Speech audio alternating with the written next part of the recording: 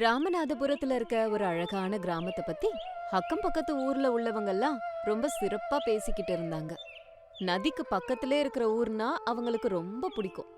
அந்த ஊர்ல எல்லாரும் விவசாயம் பார்த்துக்கிட்டு வாழ்ந்து வந்தாங்க.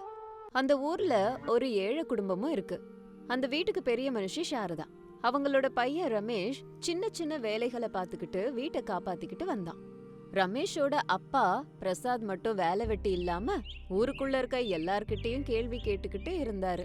இப்படி ஒரு நாள், இங்க பாரு வீரையா, தினந்தோறும் நீ தண்ணி ஊத்துறல்ல, அந்த செடிங்களோட வயிறு நிரம்பிடுச்சுன்னா உங்ககிட்ட என்ன கேக்கும்? செடிகள் என்ன சொல்லுங்க, அதுங்களுக்கு என்ன மனுஷங்கள மாதிரி வாய் இருக்கா? என்ன பேசுறீங்க? வாய் இல்லனா எப்படி ஊத்துற தண்ணி எல்லாம் அதுங்க குடிக்குது? அதுங்களுக்கும் வாய் இருக்கு. இந்த விஷயம் தெரியாம எப்படி இத்தனை நாள் வாழ்ந்துகிட்டு இருக்கீங்களோ என்னவோ. அது இல்லைங்க, அது உங்ககிட்ட என்னத்தன்னு நான் பேசுறது. நான் ஒன்னும் உன்ன வார்த்தையில சிக்க வைக்கல. போய் உன் செடிகளை எல்லாம் நல்லா கவனிச்சு பாரு. அதுக்கு வாய் எங்க இருக்கு, மூக்கு எங்க இருக்கு, தலை எங்க இருக்குன்னு தேடு. ஏன் நிக்கிற? போப்பா போ. என்னவோ இந்த ஆளு தலையெல்லாம் சுத்துதுப்பா அப்படின்னு நினைச்சு வீரையா அங்கிருந்து கிளம்பிட்டான். அதுக்குள்ள அங்க ரமேஷ் வந்தான். தன்னோட அப்பா அப்படி நிக்கிறத பார்த்துட்டு கோபப்பட்டான். கோபமா அப்பாவை பார்த்து, இதெல்லாம் ஒரு வாழ்க்கையா? ஊருக்குள்ள அந்தந்த அப்பாங்க பிள்ளைங்களுக்கு வீடு கட்டுறாங்க, கஷ்டப்பட விடாம பணம் ஏற்பாடு பண்ணி தராங்க. ஆனா நீ மட்டும் எனக்கு என்னப்பா பண்ண?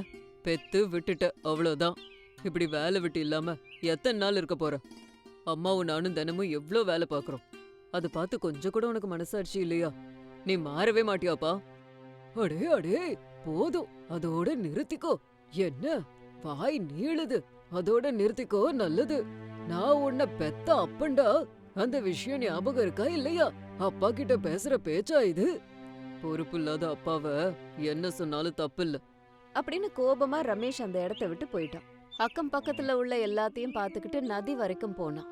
நதிக்கு பக்கத்துல இருந்த தன்னோட வீட்டுக்கு போய் பார்த்தா சாரதா பூஜையில உட்கார்ந்துருந்தாங்க. தன்னோட பையன் ரமேஷ் வந்ததை பார்த்து, வாடாப்பா, உனக்காக தான் காத்துக்கிட்டு இருந்தேன். உனக்காக இன்னைக்கு புளியோதரை செஞ்சிருக்கேன்ப்பா. ஐயோ, என்னம்மா இது? நதிக்கு பக்கத்துல தானே இருக்கும். அந்த நதியில ஒரு மீனை பிடிச்சு சமைச்சா என்னவா? மீன் குழம்பு சாப்பிட்டு எவ்வளவு நாள் ஆச்சு தெரியுமா? சரிடா, நீ கேட்ட மாதிரி புடிச்ச மீன் குழம்பு செஞ்சு தரேன். இன்னைக்கு மட்டும் இதை சாப்பிடு. சாரதா சொன்னதும் ரமேஷ் சாப்பிட்டுக்கிட்டு இருந்தான். அப்ப அவங்களுக்கு கொஞ்சம் தூரத்துல நதியில ஒரு பொண்ணு அடிச்சுக்கிட்டு வந்துட்டு இருந்தா. அத பார்த்ததும் வேகமா வெளியில வந்து பார்த்தாங்க ரெண்டு பேரும். நதியில அடிச்சுக்கிட்டு வர்ற பொண்ணை பார்த்தாங்க. டேய், அந்த பையனை பாருடா, தண்ணியில அடிச்சுக்கிட்டு வரான். வயிறு வேற உப்பி இருக்கு. முதல்ல தண்ணி எல்லாம் வெளியே எடுக்கணும். என்னம்மா நீ? நல்லா பாரு, அது பையன்ல பொண்ணு. நான் எப்படி பண்றது? அத நீயே பண்ணுமா.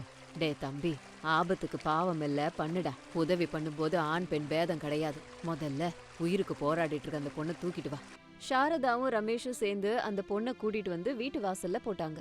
வீட்டுக்கு வந்ததுக்கு அப்புறமா அந்த பொண்ணு முழுங்கின தண்ணி எல்லாத்தையுமே வெளியில துப்பினா. ரமேஷ் தண்ணி எடுத்ததை பார்த்து பயந்து போயிட்டா. பயப்படாதீங்க, நான் ஒண்ணு திருட இல்ல. இதோ பாருங்க, இவங்கதான் என் அம்மா. இங்கதாங்க நாங்க இருக்கோம். அம்மா, நீ ஒன்னும் பயப்படாதம்மா. உன்னை காப்பாத்துனது என் புள்ளதான். நீ யாரு, ஏன் இங்க வந்த? என்னம்மா ஆச்சு உனக்கு? என் பேரு அனாமிகா. நான் தக்ஷிணாபுரம் ஒரு விபத்துல நதியில விழுந்துட்டேன். இதோ இப்படி அடைச்சிட்டு வந்துட்டேன். என்ன காப்பாத்துனதுக்கு உங்களுக்கு நான் நன்றியோட இருப்பேன். ஐயோ அம்மா அனாமிகா, லட்சணமா இருக்கம்மா. தக்ஷிணாபுரம் ரொம்ப தூரமாச்சே. அங்க இருந்து வந்து நீ உயிரோட இருக்கன்றதே பெரிய விஷயம். சரிம்மா, எல்லாத்தையும் மறந்து கொஞ்சம் ஓய்வு எடுத்துக்கோ. உனக்கு நல்லா ஆனதுக்கு அப்புறம் உன் ஊருக்கு போலாம். அதுக்கு முன்னாடி சாப்பிடு, ஏதாவது செஞ்சு தரேன் உனக்கு. டே அப்பா, ரமேஷா, இந்த பொண்ணோட பேசிக்கிட்டு நானு கடைக்கு போய் ஏதாவது சாப்பிட வாங்கிட்டு வரேன். சரிங்கம்மா, சீக்கிரமா வாங்க, நான் வேலைக்கு போகணும். சாரதா அங்க இருந்து போனாங்க. ரமேஷ் மௌனமாவே இருந்ததை பார்த்து அனாமிகா பேச ஆரம்பிச்சான். என்னங்க மௌனமாவே இருக்கீங்க? உங்களுக்கு என்னாச்சு? ஒருவேளை உங்களுக்கு வாய் இல்லையா, ஊமையா? ஐயோ, அதெல்லாம் இல்லைங்க. நான் பொண்ணுங்க கிட்ட அவ்வளவா பேசினதில்ல. எனக்கு பேச தெரியாதுங்க. நானும் பசங்க கிட்ட பேசினது இல்லைங்க. ஆனாலும் உங்ககிட்ட பேசுறேன்ல. உங்க பேரு ரமேஷா? ஆமாங்க. பார்க்க அழகா இருக்கீங்களே, யாரையாவது காதலிக்கிறீங்களா? இந்நேரத்துக்கு கல்யாணம் ஆயிருக்கணுமே. ஐயோ, என்னங்க இதெல்லாம் கேக்குறீங்க? இதையெல்லாம் எங்க அம்மா தான் பாத்துப்பாங்க. எனக்கு அந்த ஆசையே இல்ல. இப்படி பிரம்மச்சாரியாவே இருக்க போறீங்களா? கல்யாணம் பண்ண மாட்டீங்களா? செய்வங்க. எங்க அம்மா வரணும்ல, எங்க அம்மாக்கு பிடிக்கிற பொண்ணை கட்டிப்பேன். அப்படின்னா உங்களுக்கு பிடிக்க தேவையில்லையா? என்னங்க இவ்ளோ கேள்வி கேக்குறீங்க? இப்பதான் விபத்துல இருந்து வெளியே வந்தீங்க, அதுக்குள்ள இவ்ளோ கேள்வி கேக்குறீங்க? அப்படின்னு கடுப்பாகி ரமேஷ் அங்கிருந்து கிளம்பிட்டான். அதுக்குள்ள சாரதா அவளுக்கு சாப்பாடு கொண்டு வந்தாங்க. அனாமிகா கிட்ட கொடுத்ததும் அவ வேக வேகமா சாப்பிட்டா. அன்னைக்கு ராத்திரி ரொம்ப நிம்மதியா படுத்து தூங்குனா. காலையில எழுந்திருச்சதும் நதிய பார்த்து ரொம்ப உற்சாகமா இருந்தா. அந்த நதிக்கரையில ரமேஷ் குளிச்சுக்கிட்டு இருந்தான். பின்னாடி இருந்து வந்தா அனாமிகா. சத்தம் கேட்ட உடனே ரமேஷ் அது அவங்க அம்மான்னு நினைச்சான். வாமா, சரியான நேரத்துக்கு வந்து என் முதுகு தேய்ச்சி விடு. இப்படி நிம்மதியா குளிச்சு எவ்ளோ நாள் ஆகுது? அப்படின்னு ரமேஷ் சொன்னதுமே அனாமிகா மெதுவா ரமேஷோட முதுக தேய்ச்சா. அது எதையுமே கண்டுக்காத ரமேஷ் பேசிக்கிட்டே இருந்தான். ஆஹா, என்னம்மா இன்னைக்கு இவ்ளோ மிருதுவா முதுகு தேய்க்கிற? ஆமா, அந்த தீனி பண்டார பொண்ணு என்ன பண்றா? எழுந்திருச்சுட்டாளா? அந்த பொண்ணுக்கு பயங்கரமா கோபம் வருதுமா. நேரத்துக்கு அந்த பொண்ணு வீட்டை விட்டே வெளியே போயிருப்பான்னு நினைக்கிறேன். போகலன்னா நீயே அனுப்புமா. நானா இருந்தனா நாளே கழுத்தை பிடிச்சு தள்ளியிருப்பேன். அப்படின்னு ரமேஷ் சொன்னதும் அனாமிகாவுக்கு கோவம் வந்துருச்சு. அப்போ முதுக பயங்கரமா தேக்க ஆரம்பிச்சான். முதுகு எரிஞ்சதுனால ரமேஷ் திரும்பி பார்த்தான். அனாமிகாவை பார்த்து ஷாக் ஆகி நின்னான். 2 பேரும் ஒருத்தரை ஒருத்தர் பார்த்துக்கிட்டு இருந்தாங்க. அன்னைக்கு மத்தியானமே அனாமிகா அங்க இருந்து கிளம்பி போயிட்டா. இங்க பாருங்க, எனக்கு நீங்க நிறைய உதவி பண்ணிருக்கீங்க. அதுக்கு உங்களுக்கு ரொம்ப நன்றி. உங்க பையன் ரொம்ப நல்லவரு. இந்த மாதிரி அம்மா கிடைக்க நீங்களும் கொடுத்து வச்சிருக்கணும். நீங்க கூட ரொம்ப நல்ல பொண்ணுதாங்க. கொஞ்சம் வாய் அதிகமா இருக்கு, அத குறைச்சுக்கிட்டீங்கன்னா நல்லா இருக்கும். சரி, கிளம்புங்க. அப்படின்னு சொன்னதும் அனாமிகா அங்க இருந்து கிளம்பிட்டா. அன்னைக்கு மறுநாள் காலையிலேயே சாரதா வீட்டுக்கு அனாமிகாவோட அப்பா சிட்டி பாபு வந்தாரு. பக்கத்துல வீராசாமியும் இருந்தாரு. வீராசாமிய பார்த்ததும், என்ன வீராசாமி, நான் ஒரு கேள்வி கேட்கவா? உங்க கேள்விக்கு ஒரு கும்பிடுங்க. அம்மா சாரதாம்மா, இவருதான் அனாமிகாவோட அப்பா, உங்ககிட்ட பேச வந்திருக்காரு. எங்க கிட்ட என்ன பேச வந்திருக்காரு? அந்த பொண்ண நேத்தே அனுப்பிட்டோமே. இந்த சிட்டி பாபு என் பால்ய சிநேகிதான். இவர் பொண்ணு அனாமிகா உங்க பையன் ரமேஷா காதலிக்கிறாளாம். கல்யாண விஷயம் பேச வந்திருக்காரு. வீராசாமி சொன்ன விஷயத்த கேட்டு சாரதா சந்தோஷப்பட்டாங்க. இப்போ சிட்டி பாபு பேசினாரு. அம்மா, நதிக்கு பக்கத்துல உங்க வீடு. அந்த வீட்ல செலவழித்த நாட்கள், உங்க புள்ளைய பத்தியும் அவரோட நல்ல குணத்தை பத்தியும் என் பொண்ணு அனாமிகா நிறைய சொல்லிருக்கா. அதனால உங்க வீட்டுக்கே அவளை அனுப்பிடலான்னு நினைக்கிறேன். ரொம்ப சந்தோஷங்க. அனாமிகாவை எனக்கு ரொம்ப ரொம்ப பிடிச்சிருச்சு. உங்க புள்ளைக்கு என் பொண்ண கல்யாணம் பண்ணிக்கிறதுல இஷ்டமா? எனக்கு பிடிச்சா அவனுக்கும் பிடிச்ச மாதிரி தான். என் பொண்ணு என்கிட்ட விருப்பத்தை சொல்லிட்டா. நம்ம முகூர்த்த நாளை குறிக்கலாமா? ஒரு நிமிஷம் இருங்க. இந்த ஊர்லயே ஏழை குடும்பம் நாங்க தான். என் புள்ள சின்ன சின்ன வேலைகளை செஞ்சுக்கிட்டு பொழப்ப நடத்திக்கிட்டு வந்துட்டு இருக்கான். இந்த நேரத்துல அவனுக்கு கல்யாணம் பண்ணா உங்க பொண்ணு எங்களோட சேர்ந்து கஷ்டப்படுவா. பிரசாத் அப்படி சொன்னதை கேட்டு வீராசாமியும் சிட்டி பாபுவும் சிரிச்சாங்க. உடனே அவர்கிட்ட, இங்க பாருங்க, சிட்டி பாபு பெரிய வியாபாரி. அவர்கிட்ட ஏகபோக சொத்துக்கள் இருக்கு. இவருக்கு இருக்கிறது ஒரே ஒரு பொண்ணு. அவளுக்கு தான் எல்லா சொத்துக்களும். அது உங்களுக்கும் வந்துருமே. உங்க வீட்டுக்கு பணக்கார பொண்ணே வந்துகிட்டு இருக்கா. இங்க பாருங்கம்மா, என் மருமகன் வேலை செய்ய தேவையில்லை. 4 தலைமுறைக்கு நான் சொத்து சேர்த்து வச்சுட்டேன். அது எல்லாமே அவரோடது தானே. உடனே முகூர்த்தத்தை கூறுங்க. சிட்டி பாபு பேசிட்டு போனதுக்கு அப்புறமா அடுத்த ஒரே மாசத்துல அனாமிகா அவங்க வீட்டுக்கு மருமகளா வந்தா. அன்னைக்கு ராத்திரி நதிக்கரையில அனாமிகாவும் ரமேஷும் நின்னு மனசு திறந்து பேசிக்கிட்டு இருந்தாங்க. அனாமிகா, எதுக்காக என்ன நீ காதலிச்ச? எனக்கு அமைதியா வாழறதுன்னா ரொம்ப பிடிக்கும். இதோ இந்த நதிக்கரை வீடுனா கூட எனக்கு ரொம்ப பிடிக்கும். நான் நினைச்ச மாதிரியே நதிக்கு பக்கத்திலேயே எனக்கு வீடு. நதிக்கரையில எனக்கு பக்கத்துல நீங்க. இதை விட நிம்மதிங்கிறது எனக்கு வேற என்ன வேணும்? நான் சந்தோஷமா இங்கேயே வாழ்வேன். நீ என் வாழ்க்கையில வந்தது என்னோட அதிர்ஷ்டம் அனாமிகா. உன்ன மாதிரி பொண்ணை என் வாழ்க்கையில நான் பார்த்ததே இல்லை.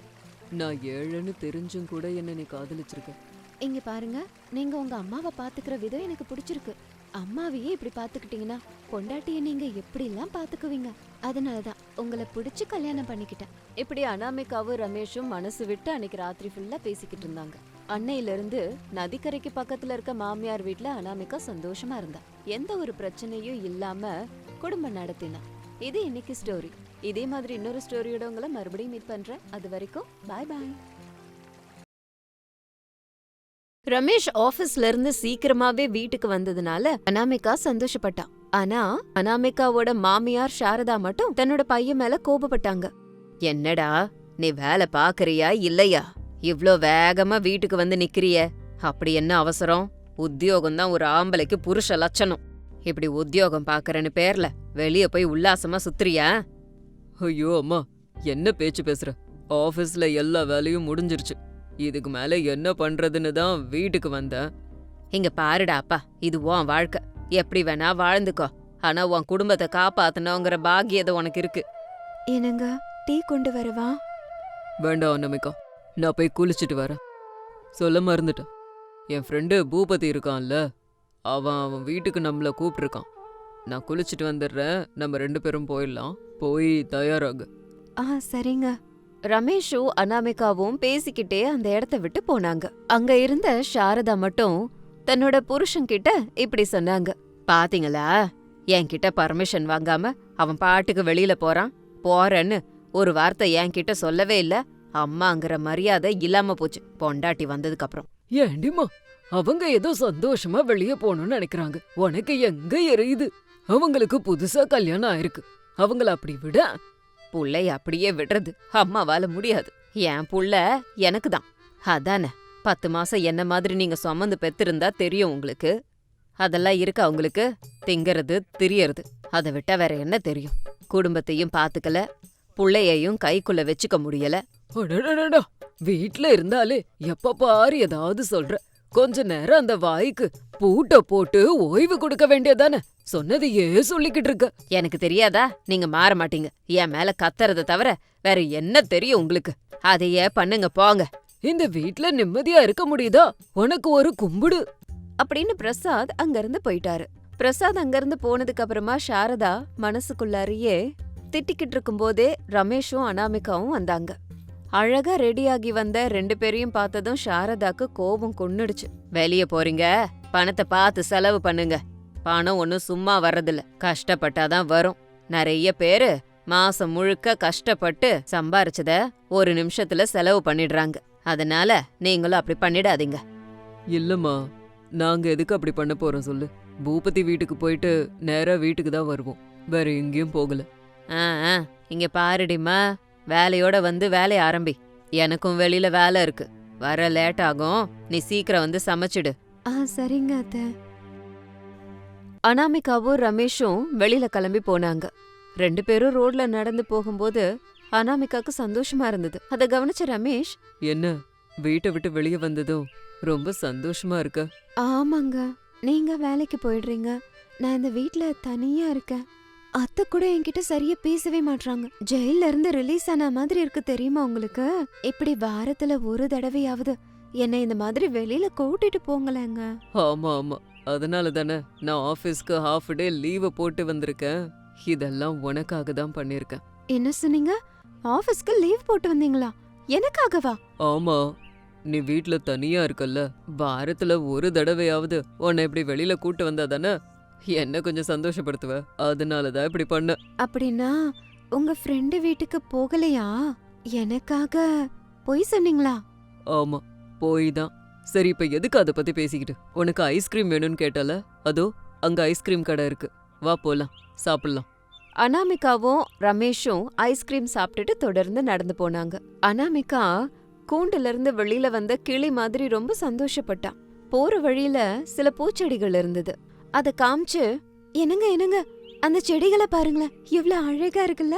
இந்த மாதிரி செடிகளை நம்ம வீட்ல வச்சா ரொம்ப நல்லா இருக்குங்க. என்ன அனாமிகா இப்படியெல்லாம் யோசிக்கிற? நீ சின்ன வயசுல இருந்து பணக்கார பொண்ணாச்சு. உன்ன மாதிரி பெரிய இடத்து பொண்ணுங்க இந்த மாதிரி சின்ன பூக்கள் எல்லாம் பாப்பாங்களா? சரி விடு, இப்ப இது உனக்கு வேணும் அவ்வளவுதானே? 2 ரோஜா செடிகளை மட்டும் வாங்கிட்டு போலாங்க. ஐயோ, அந்த வேலை வேண்டாமா? அம்மா பார்த்தா அவ்வளோதான். செடிகள்னா அம்மாக்கு சுத்தமா பிடிக்காது. ஒரு நாள் அப்பா லவ்வர்ஸ் டேக்கு அம்மாக்கு ரோஜா செடி வாங்கினாரு. அதை தூக்கி எறிஞ்சிட்டாங்க. அதுக்கு தினம் யாரு தண்ணி ஊத்துவா? இலையெல்லாம் உதிர்ந்துருச்சுன்னா அதை போய் பெருக்கி எடுக்கணும். இதெல்லாம் யாரு செய்வான்னு அப்பாவை கத்தி அதை தூக்கி போட்டாங்க. என்னங்க இது, அத்தை இப்படி இருக்காங்க, இப்ப என்ன பண்றது? நம்ம ஒன்னும் பண்ண முடியாது. கொஞ்ச நேரம் அப்படியே சுத்தலாம் வா. ஐஸ்கிரீம் ஃபுல்லா முடிஞ்சதுக்கு அப்புறம் நம்ம வீட்டுக்கு போகலாம். என்ன? சரிங்க. இப்படி அனாமிகாவும் ரமேஷும் ஐஸ்கிரீம் சாப்பிட்டுட்டு கதை பேசிக்கிட்டு நடந்தாங்க. அப்படி போயிட்டு இருக்கும்போது கொஞ்ச தூரத்திலேயே சாரதா எதிர்ல வந்தாங்க. ஐஸ்கிரீம் சாப்பிட்டுட்டு இருந்த பையனையும் மருமகளையும் பார்த்து கோபப்பட்டாங்க. என்னடா வேலை இதெல்லாம்? நான் தான் முன்னாடியே சொன்னேன்ல, பணத்தை அனாவசியமா செலவு பண்ணாதீங்கன்னு சொன்னனா இல்லையா? இது என்ன கையில என் பேச்ச கேட்காம ஐஸ்கிரீம்? அது அம்மா, நாங்க வேற எதுவும் வாங்கல, ஐஸ்கிரீம் தான் வாங்கணும். முதல்ல வீட்டுக்கு வாங்க, அங்க வச்சுக்கிறேன். மார்க்கெட்ல எதுவும் பேச முடியல அப்படின்னு சொல்லிட்டு சாரதா கோபமா அந்த இடத்த விட்டு போயிட்டாங்க. சாரதா போனதுக்கு அப்புறம் அனாமிகாவுக்கு ஒரே பயமாயிடுச்சு. ரமேஷ் தைரியம் சொன்னான். அத்தை எப்பவும் இப்படிதாங்க, அதனாலதான் அவங்க கிட்ட பேசவே பயமா இருக்கு. வீட்டுக்குள்ள கூட நிம்மதியா இருக்க முடியல தெரியுமா? அக்கம் பக்கத்துல பேசினா அவங்க ஏதாவது சொல்லி கொடுத்துருவாங்கன்னு யார்கிட்டயே என்ன பேச விடுறதே இல்ல. வேற என்னங்க பண்றது? இங்க பாரு அனாமிகா, உனக்கு என்ன பண்ணணுமோ பண்ணு. யார பார்த்தும் பயந்து நடுங்காத. உனக்கு பிடிச்ச மாதிரி வாழ். அப்படின்னா நான் விவசாயம் பண்ண போறேன். எனக்கு விவசாயம் பண்றதுன்னா ரொம்ப பிடிக்குங்க. என்னது, விவசாயம் பண்ண போறியா? உங்கள மாதிரி பணக்காரங்களுக்கு அதெல்லாம் தெரியுமா? அது என்னவோ சின்ன வயசுல இருந்து எனக்கு விவசாயம்னா ரொம்ப பிடிக்குங்க. நான் பெரிய இடத்து பொண்ணுங்கறதால என்னை யாரும் அந்த வேலைய செய்ய விடலங்க. இப்ப நீங்களும் அதையே சொல்றீங்க. உன்னை நான் தடுக்கவே மாட்டேன் அனாமிகா. ஆனா நீ செய்யறதுக்கு முன்னாடி அம்மாவை கொஞ்சம் கேட்டுட்டு செஞ்சா நல்லா இருக்கும். இப்படி ரமேஷும் அனாமிகாவும் பேசிக்கிட்டே வீடு வந்து சேர்ந்தாங்க. வீட்டுக்கு வந்ததும் சாரதா ரொம்ப கோபமா இருந்தாங்க. மௌனமா ரமேஷும் அனாமிகாவும் அவங்களோட ரூமுக்கு போனாங்க. அன்னைக்கு ராத்திரி எல்லாருக்கும் அனாமிகா சாப்பாடு செஞ்சு போட்டா. சாரதா மட்டும், என்னவோ இந்த காய்கறி விலை மலையாட்டம் உயருது, ஆனா ஒரு காய் கூட நல்லாவே இல்ல. ஏதேதோ ரசாயனத்தை போட்டு ஃப்ரெஷ்ஷா காட்டுறானுங்க. கீரையெல்லாம் எங்கன்னா வாடுதா பத்தியா? எதை சாப்பிட்றதா இருந்தாலும் பயமா இருக்கு. அப்படின்னா சாப்பிடாத சாரதா. அப்பா, அம்மா கிட்ட ஏன்பா இப்படி சிடு சிடுன்னு பேசிக்கிட்டே இருக்கீங்க? முதல்ல சாப்பிடுங்க. சாரதா சொன்னதை கேட்ட அனாமிகாவுக்கு உடனடியா ஒரு நல்ல யோசனை வந்தது. மனசுக்குள்ளேயே நினைச்சுக்கிட்டு இருந்தத எல்லார் எதிரிலையும் சொன்னா. அத்த, நான் காய்கறிகளை விளைவிக்கலாம்னு நினைச்சிட்டு இருக்கேன். ஏண்டிமா, உனக்கு அமைதியா இருக்கணும்னே தோணாதா? தினமும் செய்தி பாக்குறல்ல, தினந்தோறும் விவசாயிங்க சரியா விவசாயம் நடக்கலன்னு சொல்லி தற்கொலை பண்ணிக்கிட்டு சாகுறாங்க. அப்படி இருக்கும்போது அந்த வேலை உனக்கு எதுக்கு? நீ தான் பணக்காரியாச்சே, இந்த தலையெழுத்தெல்லாம் உனக்கு எதுக்கு? நிம்மதியா வீட்ல கடப்பியா? சாரதா சொன்னதை கேட்டதும் அனாமிகா மௌனமாயிட்டா. கொஞ்ச நேரம் போனதுக்கு அப்புறமா அனாமிகாக்கு ஒரு நல்ல யோசனை வந்தது. தன்னோட வீட்டு மாடியில மாடி தோட்டம் போடலான்னு நினைச்சா. அந்த விஷயத்த சாரதா கிட்டயும் சொன்னா. அத்த, நான் மாடியில காய்கறிகளை வளர்க்கறேன் அத்த. விடமாட்டியா? சரி, வா இஷ்டம். காய்கறி விளைவிக்கிறனா சரி, காய்கறி வாங்குற செலவு மிச்சம். வீட்லயே இயற்கையா காய்கறியாவது கிடைக்கும். இப்படி சாரதா சொன்னதும் அனாமிகா சந்தோஷப்பட்டா. அந்த சந்தோஷத்தோடவே அன்னையிலிருந்து தன்னோட வீட்டு மாடியில காய்கறிகளை வளர்க்க ஆரம்பிச்சான். இப்படி 3 மாதங்கள்லயே மாடியில நிறைய காய்கறிகள் வந்தது. அத பார்த்து அனாமிகா ரொம்ப ஆனந்தப்பட்டான். ஆஹா அனாமிகா, ஆக மொத்தம் நினைச்சத சாதிச்சிட்ட. இப்படி காய்கறிய வளர்த்து நீ எவ்ளோ ஃபேமஸ் ஆயிட்டன்னு தெரியுமா உனக்கு? என்னங்க பேசிட்டு இருக்கீங்க? எப்பவும் உன்னை சிடு சிடுன்னு சொல்ற அம்மா, நீ காய்கறிய விளைவிச்சதுனால உன்னை அப்படியே பாராட்டுறாங்க. ஊருக்குள்ள எல்லார்கிட்டயும் போய் சொல்லிட்டு இருக்காங்க. எல்லாருமே உன்னை பாராட்டுறாங்க. ரொம்ப சந்தோஷங்க. இப்படி மாடியில செடிய வளர்க்கறதால இப்பெல்லாம் எனக்கு தனிமையா ஃபீல் ஆகவே இல்லங்க. எனக்கே தெரியாம ஏதோ சந்தோஷமா அமைதியா இருக்கு. அது மட்டும் இல்ல, உற்சாகமா இருக்குங்க. இப்படி ரமேஷும் அனாமிகாவும் பேசிக்கிட்டு இருக்கும்போது அந்த இடத்துக்கு சாரதா ஊர் மக்களையே கூட்டிட்டு வந்தாங்க. அவங்க எல்லாரும் மாடியில இருந்த காய்கறிகளை பார்த்தாங்க, ஆச்சரியப்பட்டாங்க. அம்மா அனாமிகா, நல்ல வேலை பண்ணிருக்கம்மா. இவங்க கூட ஒன்ன மாதிரியே மாடி தோட்டம் போடணும்னு ஆசைப்படுறாங்க. அதான் இவங்கள கூட்டிட்டு வந்திருக்கேன். இங்க பாருங்க, மாடி தோட்டங்கிறது சாதாரண விஷயம் இல்ல. நம்ம குழந்தைங்கள வளர்க்கற மாதிரி. இப்படி செஞ்சாதான் நமக்கு ஃப்ரெஷ்ஷான காய்கறி, நல்ல ஆரோக்கியமும் கிடைக்கும்.